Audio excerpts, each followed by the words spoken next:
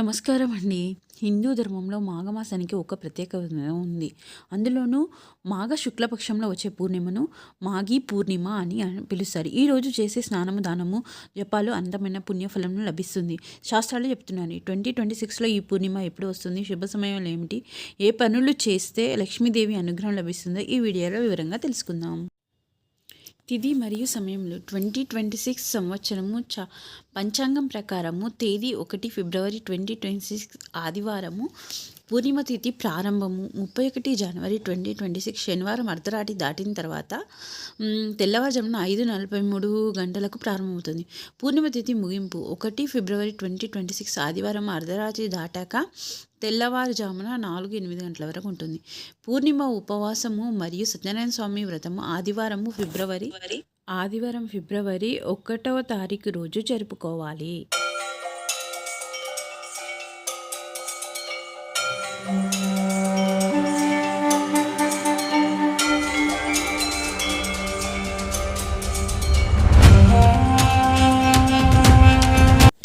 శుభయుగంలో అమృత గడియలు ఈరోజు ప్రత్యేకమైన శుభ సమయంలో ఉన్నవి.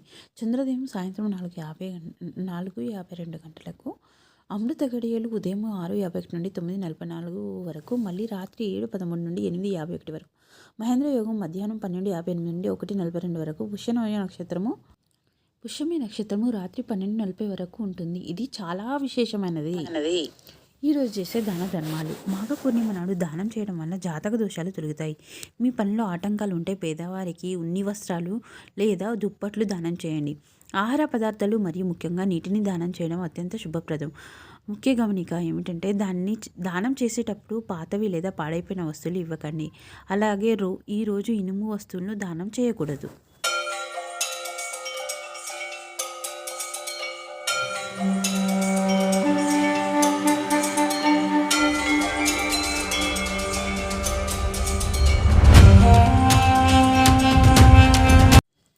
ఇంట్లో ఆచరించవలసిన నియమాలు. ఇంటి శుభ్రత. పూర్ణిమ ఒకరోజు ముందే ఇల్లు శుభ్రం చేసుకోండి. లక్ష్మీదేవిని పరిశుభ్రంగా ఉన్న చోట నివసిస్తుంది. గంగాజలం, ఉప్పు. ఇల్లు తుడిచే నీటిలో కొద్దిగా ఉప్పు వేసి తొడవడం వల్ల ప్రతికూల శక్తి తొలగిపోతుంది. ఇల్లంతా గంగాజలం చల్లండి. దీపారాధన. సాయంత్రం వేళలో ఇంటి గుమ్మం ముందు దీపం వెలిగించండి. అయితే బయట వెలిగించిన దీపాన్ని తిరిగి ఇంట్లో తీసుకురాకూడదు. ఇంట్లో సాంబ్రాణి లేదా కర్పూరం వెలిగించడం వల్ల సానుకూల శక్తి పెరుగుతుంది. నిషిద్ధ పనులు. ఈ పవిత్రమైన రోజు కొన్ని పనులు అసలు చేయకూడదు. తులసి ఆకులు. పూర్ణిమ తిథి ఉన్న సమయంలో తులసి ఆకులు కోయడం మహాపాపం. క్షౌరం. ఈ రోజు గొర్రెలు కత్తిరించుకోవడం లేదా జుట్టు కత్తిరించుకోవడం శుభప్రదం కాదు. అప్పులు. ఎవరికి అప్పు ఇవ్వకండి. ముఖ్యంగా సాయంత్రం వేళలో ధననిధులకి ఇవ్వకండి.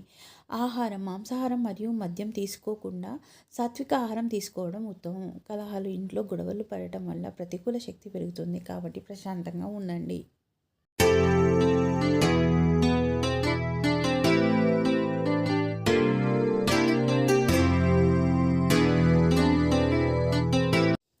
ఈ పవిత్రమైన మాఘ పూర్ణమి మీ అందరి జీవితాల్లో సుఖశాంతాలు నింపాలని కోరుకుంటున్నాను. ఈ వీడియో మీకు నచ్చినట్లయితే లైక్ చేయండి, మీ మిత్రులకు షేర్ చేయండి. మరిన్ని భక్తి విశేషాలకు మా ఛానల్ని సబ్స్క్రైబ్ చేసుకోండి. ధన్యవాదములు.